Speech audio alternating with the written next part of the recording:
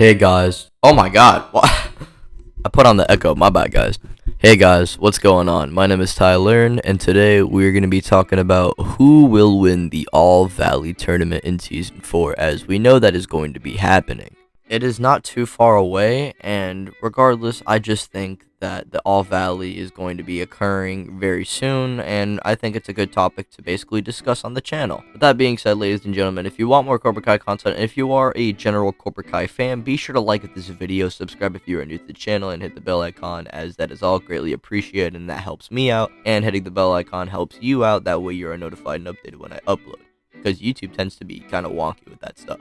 And be sure to comment some videos you would like me to do in the future. With that being said, ladies and gentlemen, let's just get right into this topic, as I am pretty excited to elaborate my predictions on the All Valley tournament. So let's get into it. Who will win the All Valley tournament? Hey, collecting rings like I'm Sonic. Bitches wanna party. Virus getting heavy, so I got 'em on a diet. Yeah, flex like I'm Hogan. Yobi's coming over. Yeah, we respect.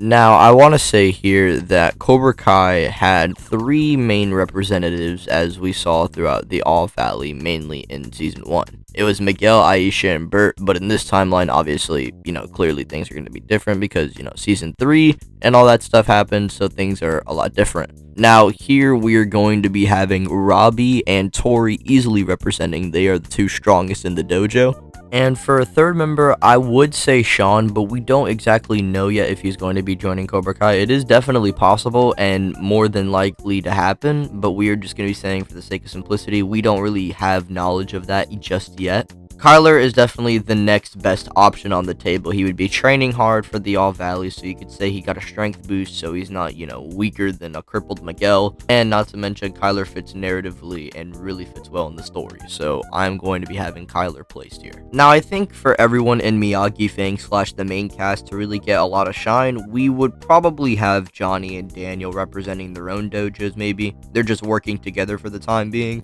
And so for Eagle Fang, we would have Miguel, along with Hawk, and I guess Assface / Mitch, probably the third best member they really got right now. As for Miyagi-Do, well, I definitely think it would be Sam, Dimitri, and Chris.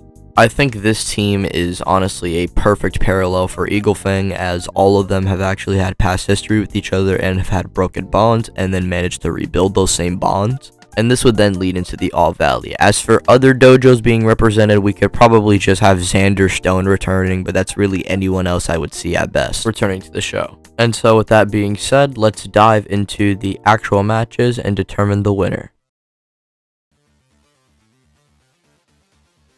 Now for the first rounds, we are going to be having Dimitri versus Kyler right off the bat. And the reason why I believe this would happen is because we just need this fight to happen, and we need this rivalry to conclude. Dimitri hasn't really had a rival other than Hawk, but they aren't really rivals anymore, they're just friends. And not to mention, Kyler and Dimitri have had past history, and Kyler has been basically Dimitri's bully. Miguel already beat up Kyler himself, and not to mention, Hawk already took care of his bully, that being Brooks.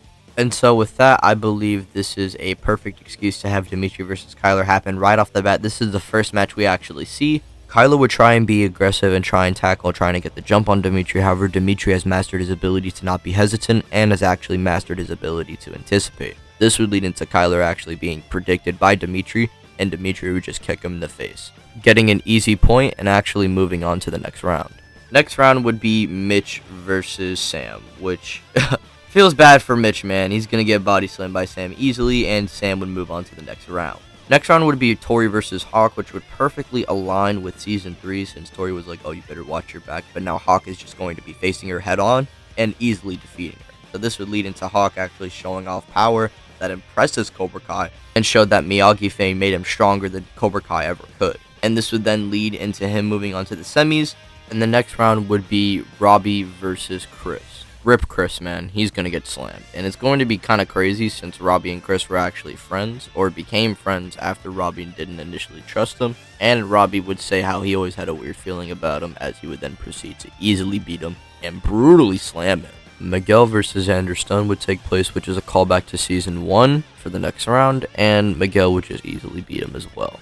The only fighters that are going to be having some difficulty are Hawk against Tory, I guess, and Dimitri against Kyler. But that's really about it, man. Everyone else is just kind of an easy mismatch, and they mostly win. Now, this is where things get interesting. I think there shouldn't be really any more matches here at this point, and have Miguel actually skip the semifinals and face on whoever wins the remaining of the tournament, due to him actually being a previous All-Valley champ. I know it sounds kind of corny, but I mean, this did actually happen in Karate Kid 3, so I feel like why not actually incorporate this in Cobra Kai? With that being said, Miguel gets an easy freebie, and he would move on to, just chilling and watching the rest of the fights.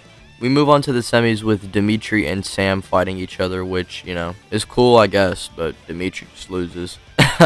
No offense to Dimitri, but Sam would just easily win. However, they would have a good fight. Next round would be Hawk versus Robbie, which is going to get really intense considering the fact that they've had past history with each other in Season 1 and Season 2.